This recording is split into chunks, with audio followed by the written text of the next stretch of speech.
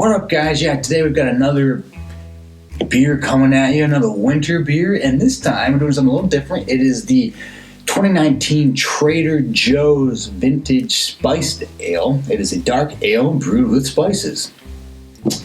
And now, these ones out of Trader Joe, they are brewed by Unibroue, one of my favorite breweries that's out of Canada. And they just kind of label it as a Trader Joe. So, but if you ever at Trader Joe's and you see something with a bottle like this, it is 100% always from Unibroue. It even has the cap. The cork says Unibroue on it. But lately I haven't been able to find any like straight up Unibroue beers. And it's also kind of strange that the Trader Joe's ones are almost always cheaper. So somehow they are able to take the Unibroue beer and make it cheaper. I don't know if this is a specific Unibroue beer or if this is like Trader Joe's own, like make us something special for, us. I'm not exactly sure. But this is a 9% ABV beer, so it's a little hefty. I am very much looking forward to this one. So if you got Trader Joe's nearby, give it a whirl. Or maybe, I guess let's get to the review first. But, alright, let's... Oh, yeah. Nice.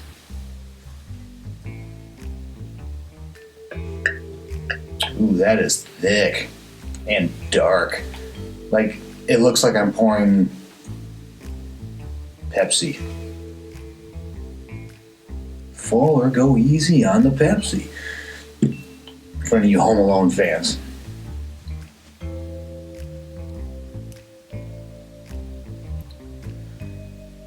But yeah, nice head. It is, let it sit for a second.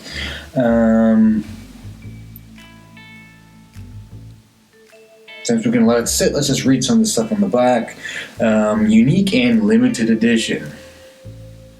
This Belgian-style spiced ale is crafted once a year as a special treat for those of you who appreciate flavorful, bottle-conditioned ales with character. Oh, so bottle-conditioned. So, FYI, there's probably going to be some sediment in the bottom. So, just keep that in mind. I'm not going to read I think the next paragraph is all the spices. Maybe I'll read that a little when we're through this when we're through with the review. But I don't want to spoil the surprise or spoil my taste buds ahead of time. But all right, let's just get into it and see if we can get any smells, pull any smells off of it, and start the review. Check out the smells. Yeah, it's hard to get anything with this level of.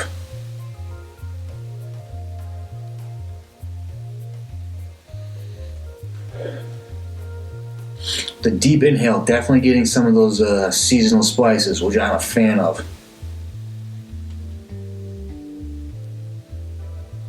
Picking up clove. I'm pretty sure that's some clove.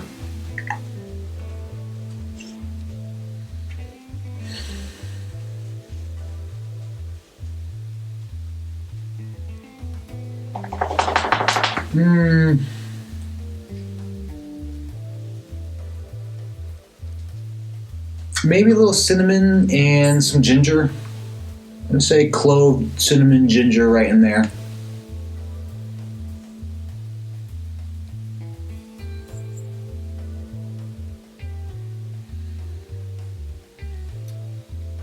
It almost smells a little salty, like a little sea salty.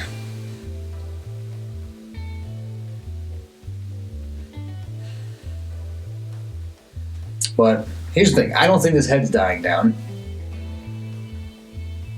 But I really, really dig the aroma. It has those seasonal Christmas holiday spices that I'm always looking for in a holiday beer.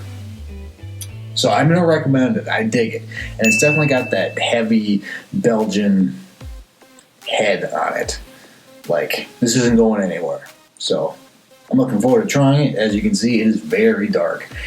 But it's almost like a root beer float made with Coke. But I'm going to recommend it on the Aroma. I'm really looking forward to this taste. So let's get into the taste.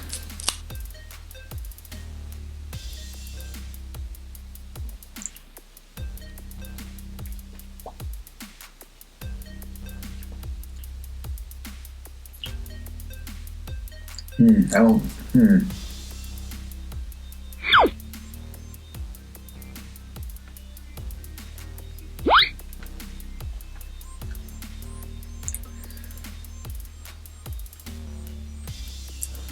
A lot of the aromas I was picking up from the smell, I'm not getting as much of it on the taste. I think I do get a bit of a clove, I think, on the tip of my tongue. Maybe similar to that sweeter, kind of like a hint of a dark molasses. Not a bunch. It's not overpowering. So if you're kind of like, I'm not a big fan of the sweeter stuff, this shouldn't be an issue. There's just a hint, I think, of like a molasses kind of thing. So maybe like a ginger cookie.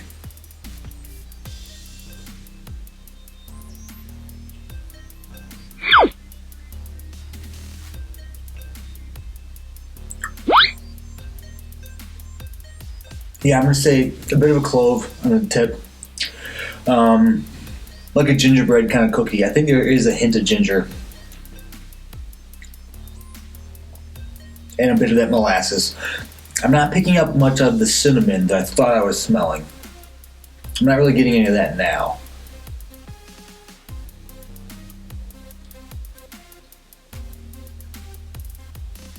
To be perfectly honest, it kind of, in a strange way, has an almost Coca-Cola taste to it. Almost like not super strong. It's like if you've ever, or like if you left like your McDonald's Coca-Cola out and you went back and it's a little flat, little watered down, but you still have like that kind of basic Coke taste to it. It almost tastes like it's got just a subtle bit of that. Maybe there's a dab of vanilla in this. Maybe that's what I'm tasting. Just enough to make it like kind of work with the molasses sweetener.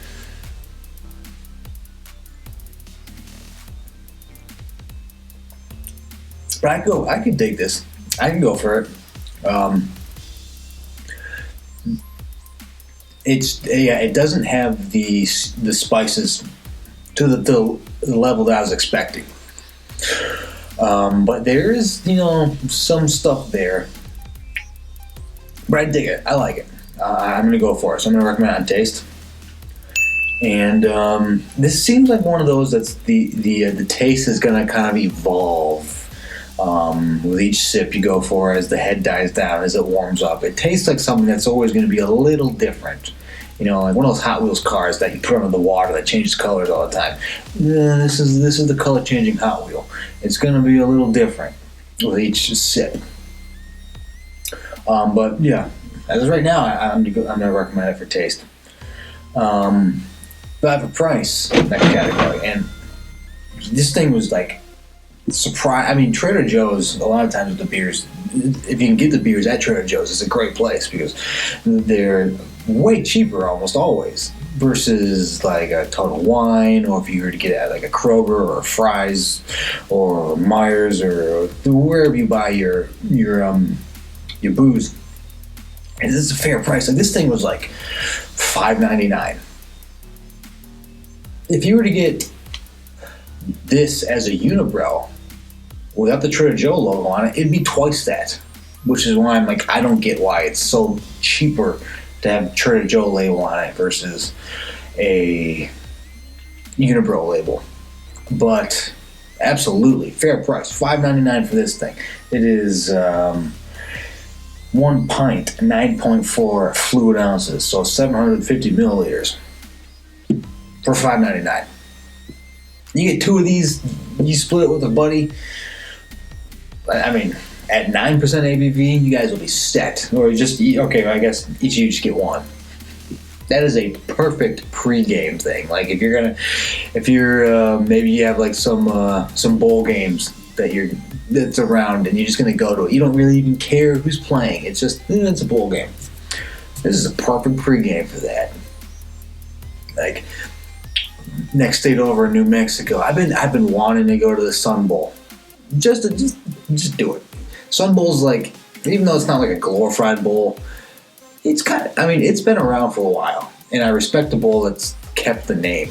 it's the Sun Bowl. It's not like the Cheetos, Cheez-It, whatever thing. So I kind of want to get to that this year. These is like my last real chance before splitting. So maybe I'll pick up one of these and pregame this and then go to the Sun Bowl. But yeah, so value for price, absolutely recommend it.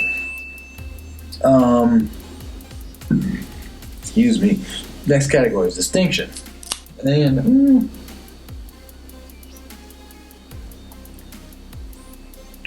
I mean, it absolutely tastes like a Belgian beer. I mean, it's out of Canada, but for a brewery that is not in Belgium, I think they do by far the best job of capturing that Belgian essence that you find in so many fantastic Belgian beers. I think, for me, nobody touches Unibrow for the ability to craft Belgian style beers.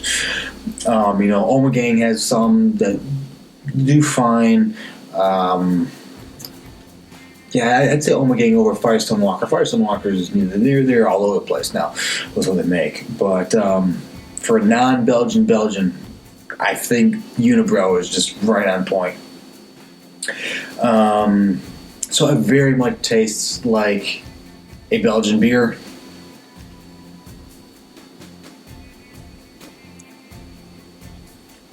There is enough of that seasonal spice for you to be like, okay, yeah, this is a winter seasonal. Part of me does wish that they pushed it a little more. It almost feels like they kind of played it safe a little bit. Since this is bottle condition, I kind of want to buy a 2019 and just hold on to it until next year. I feel like you could really maybe get some complexity going. I actually have some 2 bottles the size of I think it's the Alaskan Brewing Company. Yeah, they have 2 I'm trying to think if it's a stout, but award-winning stouts. They're 99 on the scale of 100, and I have 2. One of them is from 2008. One is from 2013. I've been waiting for a reason to crack those open. So one of these days, you guys are gonna get a video of the present one, a 2013 and 2008. So yeah, I got a 12-year-old beer almost. Maybe it's spoiled. We'll find out. But I feel like this might age really well. I think the flavors, if you let it linger for a year, I think it'd be more pronounced. For the 2019 release, they're not as pronounced as I'd like. I think they could be pushed a little more, maybe a little more vanilla, a little more of that clove, a little more of that ginger, and it just really pop. So maybe I'll pick one up and maybe try it out next year. But so I'm gonna give it a half on distinction. It does a good job of replicating a Belgian beer. It has some of the holiday seasons or spices to it, but it doesn't really elevate itself terribly much above some of the others out there, or just it doesn't accentuate what it could. But yeah. Maybe that's why it's so much cheaper than a regular Unibrow. I feel like under the normal Unibrow label, they might hold it back for a year or 2 and then release it, or toss it in a cask and let it age another 6 months and then put it out, which is why it's double the price. But it's just been aged longer. I could see that. Trader Joe's gets the premature beer. I don't know. So I'm gonna give it a half. Next category is drinkability, and yeah, this drinks exceptionally well for 9% beer. Really smooth. It doesn't taste like 9%. It is a phenomenally well done.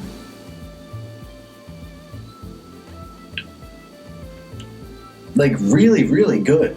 I'm just as a regular beer, I think this is great.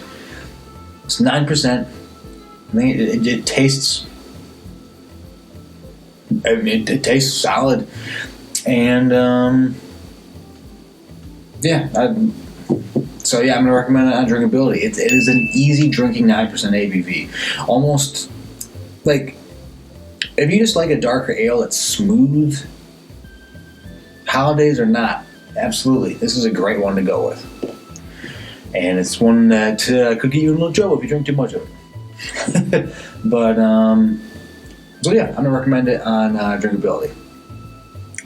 Last category is would I buy it again? And absolutely. I mean, it is cheap. It's $5.99. If I don't know how much. I don't know how Trader Joe's does it. I don't know if they go on discount. After the holiday season, I can see that happening. But I mean, I don't know how much further discount you can make it. But it's $5.99 for this whole thing.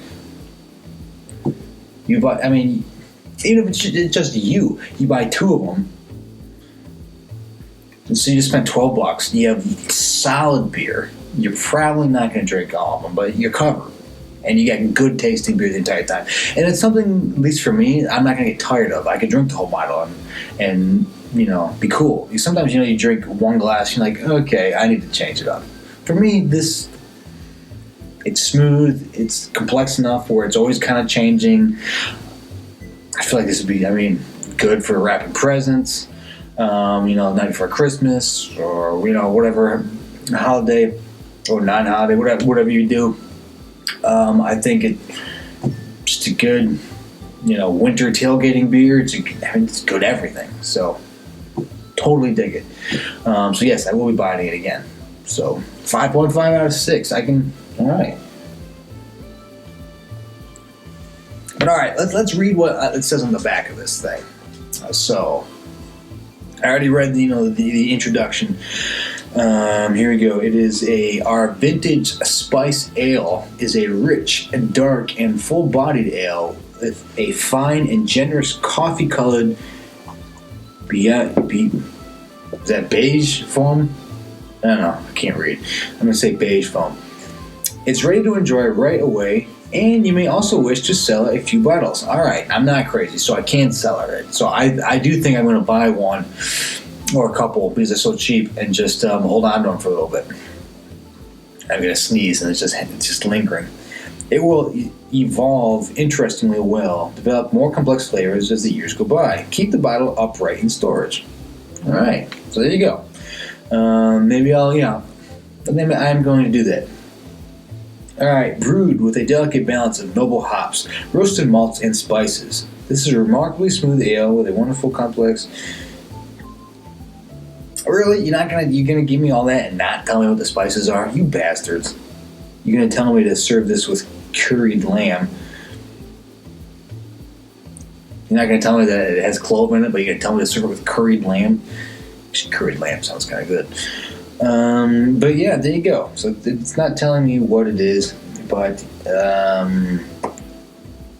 yeah, there you go.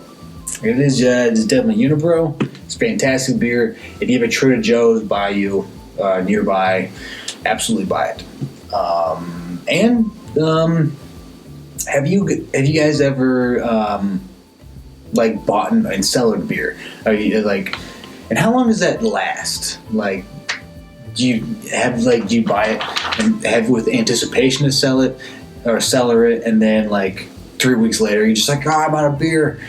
Let's just drink it.